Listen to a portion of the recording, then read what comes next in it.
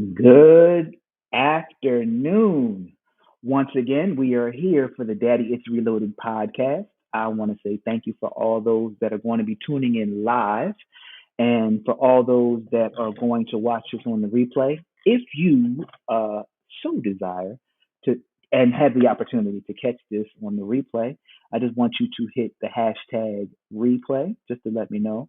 I don't want to leave you out.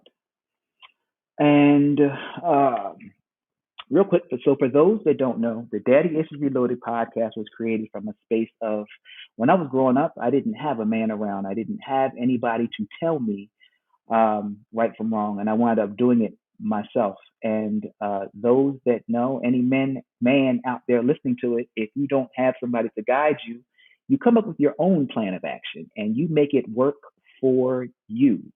Well, I'll be honest and say that I made it work, but I got it wrong a whole lot of times. And understanding just the times that we're in today, we don't talk about the important things, we sweep them under the rug. So I felt that it was time to talk about the things that affect us as men, the, the single man, and then the things that if we don't take care of in our single life will affect us when we get married. So this month, I am I called on a friend of mine that I haven't spoken to in a very long time, and we were catching up before we went live, and it's been 30 plus years. But I say all that to say, just because when you have a friendship, um, regardless of the time apart, you can still pick right back up and have a conversation. It was strange. The first thing we both talked about was it's been 30 plus years. And the conversation went just like we were back in high school after football practice. So I want to, we're going to get into the topic. Um, but for those that you read the caption, my question for you is, when did you get your first taste of porn? Now, you can let your mind go wherever you want it to go, but over the next 30, 35 minutes, we are going to dive into the importance of recognizing what it is and then how to deal with it. So, without further ado, I am going to bring on my guest. Good afternoon, Mr. Noel. Good afternoon, OG3. What's up, man? Nothing much. So, I gave you a brief introduction, Yep. but I'm going to turn it over for you so you can introduce yourself. First and foremost, I just want to say, like you said, it's been 30 years since we talked, and it like we didn't skip a beat. It just didn't feel that way. And I just want, last night as I was you gave me the topic a few days ago, and last night I was just laying around, just kind of thinking about you, and there's a few things that I remember about you. One, Oh boy. incredibly honest. Just you painfully honest. You didn't care. You spoke your mind. You knew what you were getting with Ollie. There was no qualms about it. You knew what you were getting, and I love it. I love that to death then, and I love it now. And I just want to say I love what you're doing here with Daddy Issues, Reloaded. I have watched many of your episodes, and you're just touching people, and just so proud of you, man. I couldn't be more proud. Following Thank you. God's call in your life, and the other thing was you had an incredible work ethic, and man, do you remember you and I were like the only person that were in the gym? My dad was the only person up on the planet at 5 a.m. to drive us to the gym, and we get there and there's nobody else there, so it was cool, man. I Right. love it. But you were Right. always ready, you were always there, and you were always accountable. And so I just wanted to, for the people that'll be watching this that don't know that already about you, that this is, the person you have before Right. you is incredibly, as you can see, is with his training and everything now. But just to give you a brief overview about myself, I'm 47 years old. I am from, of course, Cape May is my hometown. My father was a pastor of a church there, and my mother was a nurse. I now live in Long Island. I was married once before, and some of those issues that Oliver talked about before is kind of what led to the demise of my first marriage. Not everything, but of course, that played a role. And so I own a few businesses. I own a construction company and a leadership development company. And I am married today to a wonderful woman. She's amazing. She loves the Lord. She's just a great helpmeet for me. She completes me and doesn't compete with me. And I also have I have a son. He's 21 years old. Actually, he's 22 now. I So was gonna say, you messing it up, man. You about to get in trouble. yeah, he's 22. But yeah, man, just I'm just so excited to be here and to talk about this stuff. We go through stuff in our past so that we can share it with others, so that they can kind of see what we went through, and hopefully we'll follow our path through the minefield and not follow their own. There it is. There it is. All right. So I do something with it's called the randoms. First Okay. thing that comes to mind, I'll give you two choices, and you pick Okay. Cape May or Middle Township. Cape May. Why? I love it. I loved Okay. it. Middle Township was our rival, if that has anything to do with your question. Yeah. Well, again. So you see how you don't have to. Right. Yes. We have the same Uh, perspective, I think, when it came to that. Go ahead. yeah. Um, Baseball or football? Oh, football. Any particular reason? Because I got to play with you for one, and you were a beast, and I just loved it. I felt like the camaraderie was a little bit more than baseball, just because you were Mm-hmm. like sweating right next to the guy. You're in a huddle right next to the guy. I loved baseball, but it just wasn't the same camaraderie. You were in a battle together. You were warriors together. What would you say is your best memory from high school? My best memory from high school. Hmm. Wow, man, that is an amazing question. I would.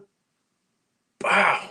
I don't know. That is Oliver Green getting into my head a little bit. I would say the best, my most. I don't know if I could answer that question. Is that possible? Has anybody ever not answered that question? I would say I remember a lot of our drives, man, in your Volkswagen, driving up to up north. I mean, up the Parkway in that thing. Holy cow! That's what I Oh, remember. I don't remember class. I don't remember any of that, but that fun stuff I do remember. right. My Volkswagen Scirocco. Love that Yeah. thing. I remember. Oh, it was great. Oh, until I took it to Washington D.C. and blew a head gasket. There you go. I wasn't supposed to go, and I went anyway.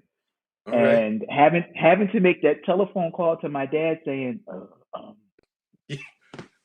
it's that something happened. The radiator, it started to smoke, or yeah, blown Oh, head gasket.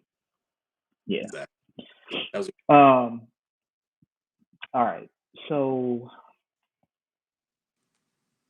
what is when I told you the topic was pornography? Tell me your initial thought. I actually looked at your topic and it said, when was the first time you saw pornography?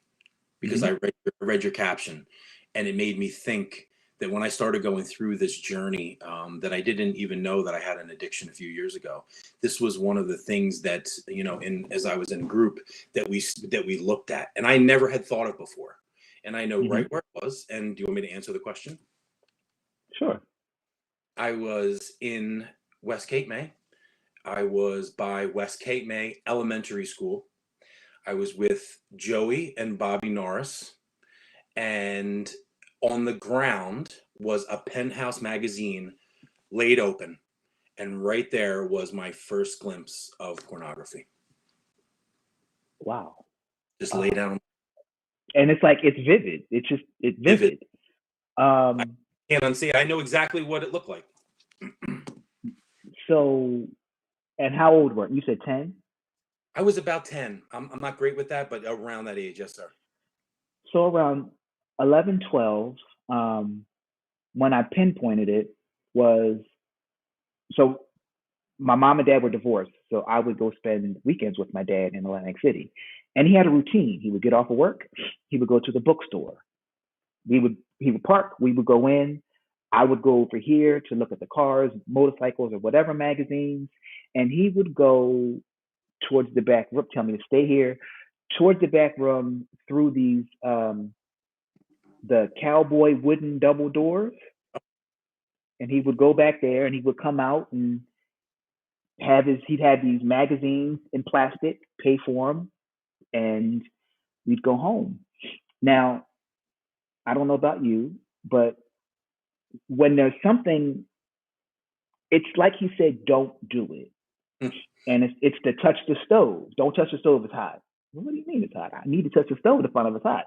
So I would be home and he wouldn't be there, and I'm like, I gotta find out what's in this magazine. 11, 12, stack of magazines by the nightstand, covered, and it was just like, oh, I was looking at boobs, and naked chicks. But again, you don't, because I didn't have anybody to address it. It was just naked women, a book full of naked women. And I knew when I went, I knew what he was going to get, but I didn't know the impact that it was going to have as I got older.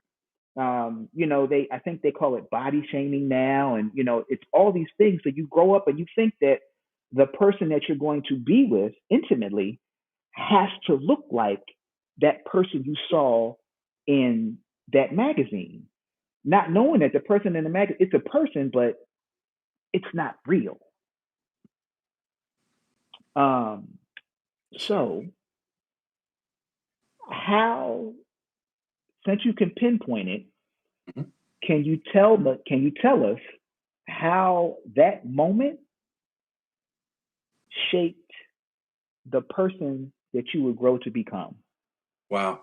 Well, it like you said, it's this curiosity, and when you see stuff like that, and getting into the research of it and the science of it, there is a dopamine buildup in your brain that you get when you see this stuff, and it's just like going to the gym. Well, maybe a little better than the gym, but you know what I Okay, mean.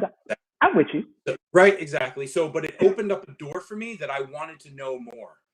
And that stuff was really not talked about then when we were kids. You didn't talk about pornography. It was there, but I just want to share a quick story with you. Tell me about the double doors. But Perry Street Video, which was down in Cape May, had a section in the back with double Right, doors. I right. know. I was a big 12-year-old or 13, and my mom and dad, they never knew. And I've told my dad pretty much everything. He's one of my dearest, my best friends today. But I would go there and get videos. So it opened a door to something that I had no idea what it was, but I knew that it was good and awful all at the same time. I knew that it was good for a while, and then I had just the most amazing guilt. It was just like this up and down thing. Right. So, yep. So, yeah, that certainly, it opened a door for me, and and just other things, wanting to to have sex with girls, and that's just what happened to it. It just seems like it was just normal. Yep. I mean, because now you're watching it Yep. on the video, and it's, well, every girl wants that. Yeah. Every girl wants to do it that way, not knowing that everybody hasn't watched porn. Right. Everybody hasn't seen that. So you're fulfilling a fantasy that you saw, and it's not your fantasy. That wasn't there for you. You're right. It's there for the taking, but it's not there for us. Right. And it was very If that makes profound, said before, about how when you see something, then you have an expectation, which is the biggest, I think, one of the biggest factors in why, porn is so detrimental to our spirit and to every relationship that we're in, is because we have this expectation of the perfect body, the perfect boobs, the perfect the perfect everything. Everything. And just the noises and the way that they move, and that's our expectation. We like every woman's like that. Are you kidding me? Right. And then you get into a marriage and you're like, wait a second, this is not what I saw. So and then so you get into the marriage and it's so you're starting off potentially in a lie. Yep. Because that's not something, I don't know about you, that I didn't have that conversation. We didn't talk about that in marriage counseling. Have you ever watched porn? Do you think you're that was never a topic of discussion. Right. So it's one of those, if you don't talk about it, it's like what they said. So I didn't say anything. You didn't, you lied to me. Right. No, I didn't lie. I just didn't tell you. Well, The no, lie. because you knew that. So you knew that it was going on, but you didn't, you intentionally omitted that from the conversation. So we take that into our marriages, and we're holding her, or from a female, but because we're guys, we're holding our spouses to an expectation that is unrealistic and it's uncommunicated, Yep. which tends to make that 40 plus divorce rate to continue to go up, because one of the top things for divorce is money and sex. Exactly. And you know what? And the misconception and the lie is, and I think I even believe that going into my second marriage is that when I get married, I can have all the sex I want, so it's not going to be a problem for me. I don't have to revisit, that problem that I had in my past. It's gone now. Right. So, and then all of a sudden it's a slow fade, and it slowly rears its head, especially, your wife's pregnant, and she's not, as virile as she used to be. Right. So what do you do in those times? You feel like you're owed. You feel like you have this entitlement, like, oh no, it's good. I'm okay with it. And then it just becomes, it just becomes an addiction. And then the other thing, that we didn't, that isn't discussed, we know that it happens, but nobody talks about it. So you engage in the pornography part, and you can't, so now you're watching the videos and you want the same feeling that they get. So if you can't get it from the opposite sex, then you do it yourself, Mm-hmm. which then becomes an issue, because in the end you're still robbing a person of something. Yeah. And that's just not how it's supposed to happen. Right. But because we don't talk about it, it's the pink elephant in the room. It's how do the most selfish things that you could possibly do on the planet. So like how do you address that part? How do you address the masturbation part of the pornography? Okay. As far as like the act of it, like so if you're talking to a group of men, yep. How do you address that with them? About the to let them know that, yeah. Well, even if you mean masturbation without pornography, or the two of them together, or The two of them, let's go with the two of them together. Okay. Yeah, I mean, the masturbation and climaxing is really just, then that becomes, I'm a Christian, so I'll put it right out there. I'm a Jesus follower. I believe in relationship, not religion. But I have a relationship with Jesus, and he teaches us that, that temptation is not the sin, but it's when you follow through with the temptation and you allow those. So that's what we'll talk about. And we will talk about how, some guys will watch porn, but it's very hard. I don't really talk to many men who can watch porn without the masturbation part. So, but there's a lot of men who do the masturbation part without the porn, but they think that's a little bit better. But it's certainly not, because I'll just be honest that and you'll know, and every man that's watching this will know, if you're masturbating, you're probably not thinking about your wife at the time. You're probably thinking about all the other relationships that you had, that that you use to hold. Exactly. You're holding on to. You hold on to, exactly. That's your expectation. And look, and again, you're still, that's not one of those things that you talk about. When you sit down and be like, are there any relationships that you still hold on to, that you still think about, that still get you That ain't one of them things that now maybe it is now, but that ain't one of them things that somebody talked to me about. No, they don't. It's And not really again, now either. so don't talk about it. It doesn't exist, and it's not until she walks by, and she walks by, and you're like, but your wife is right there. Right.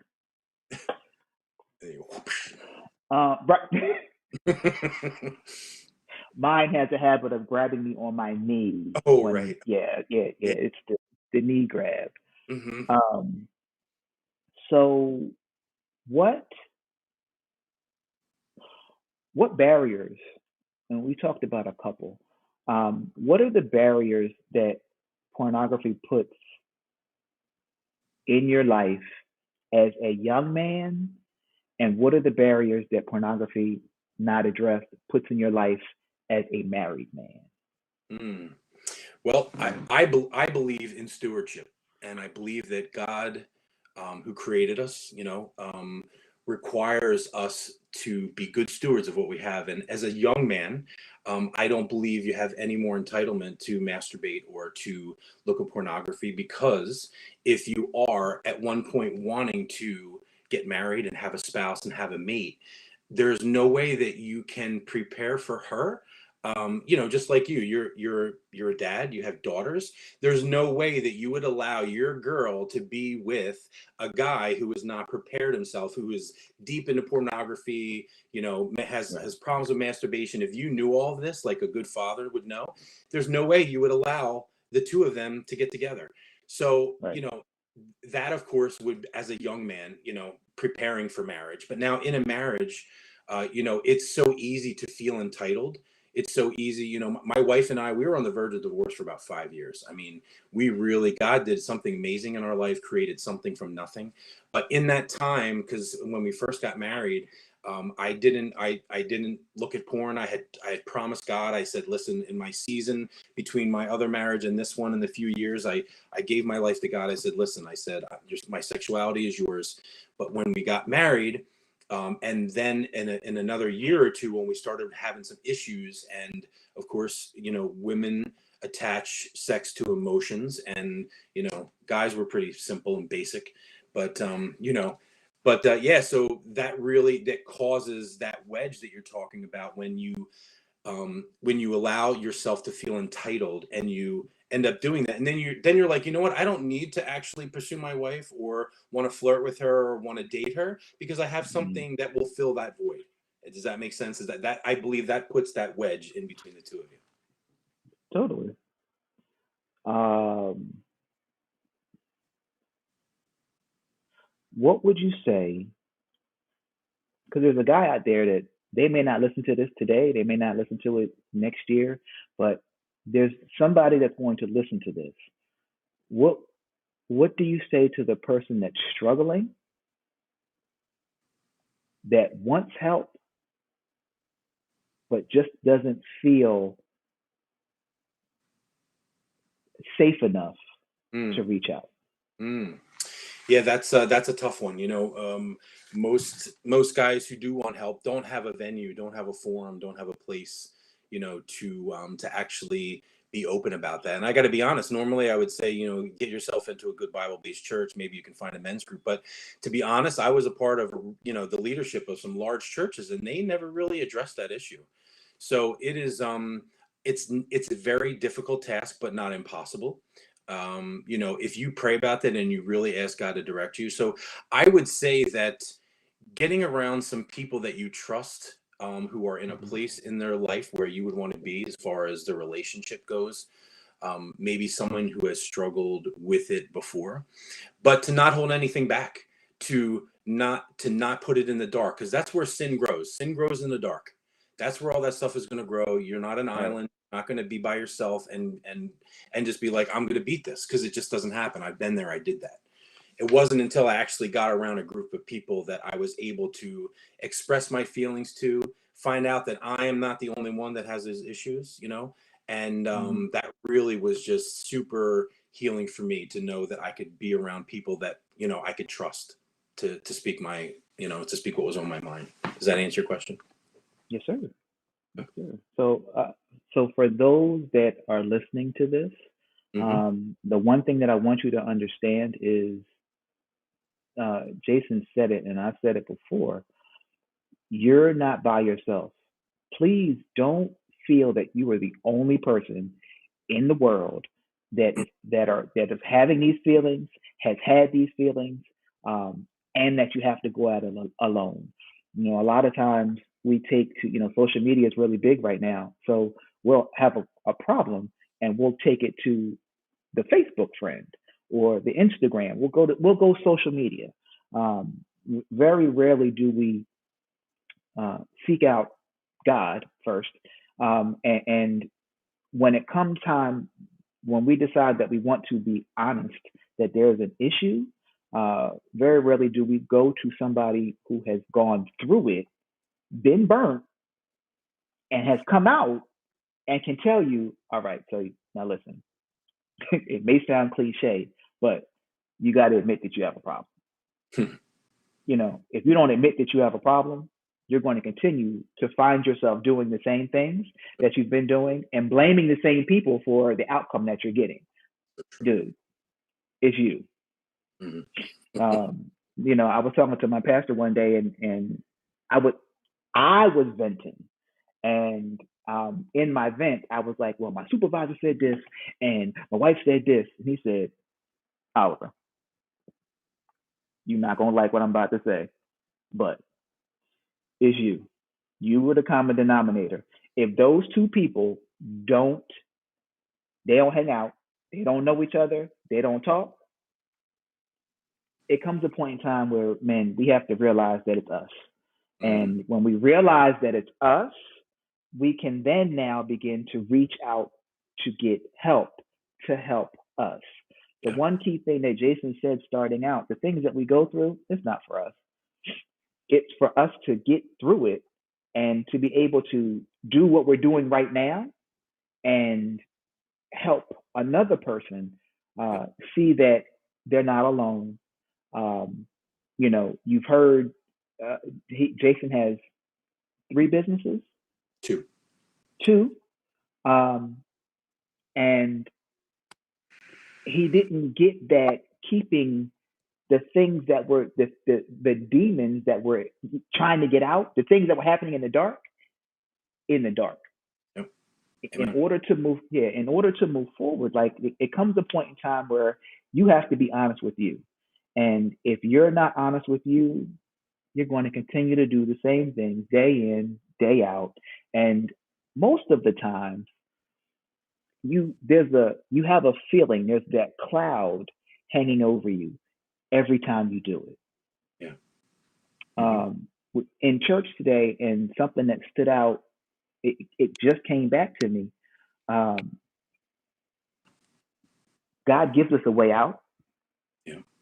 before we do it. Mm-hmm. The phone call, the email, the knock at the door. Mm. The problem is we don't hear any of those because we already have our mind made up that we're going to go ahead and execute this plan right here because this plan feels good.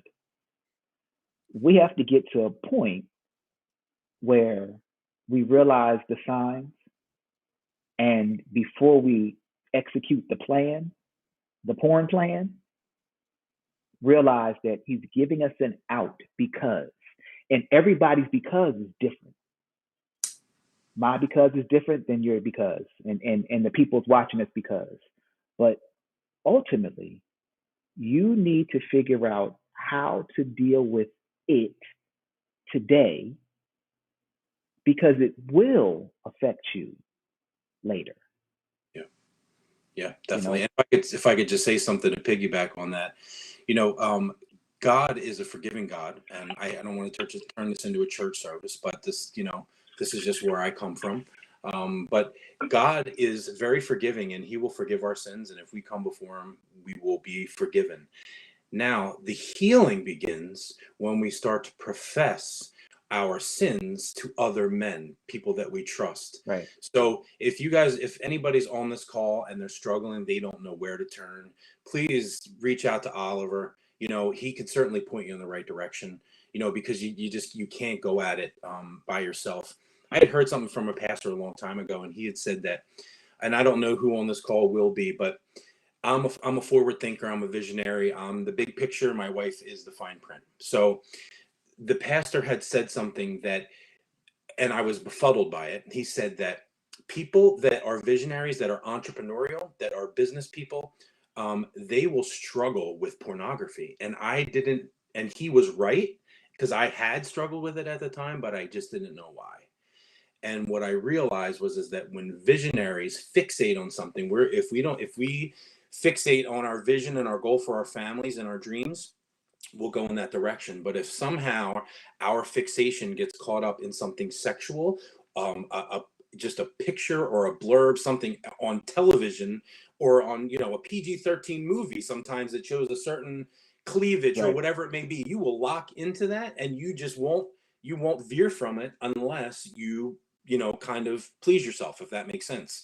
So if you're out there and you do own a business, or you're forward thinking, you're a visionary, just realize that you're not alone, and that there is healing, but there's only healing will come when you profess it to other people. Bring it into the light. Reach out to Oliver, let him get you some resources, and to kind of move you in the right direction. So you're not alone. I just want to let you know that, and you're loved. So to wrap it up, I want to thank you for the and it's it's ironic because this month my church it started last month, but we're doing a series on relationships.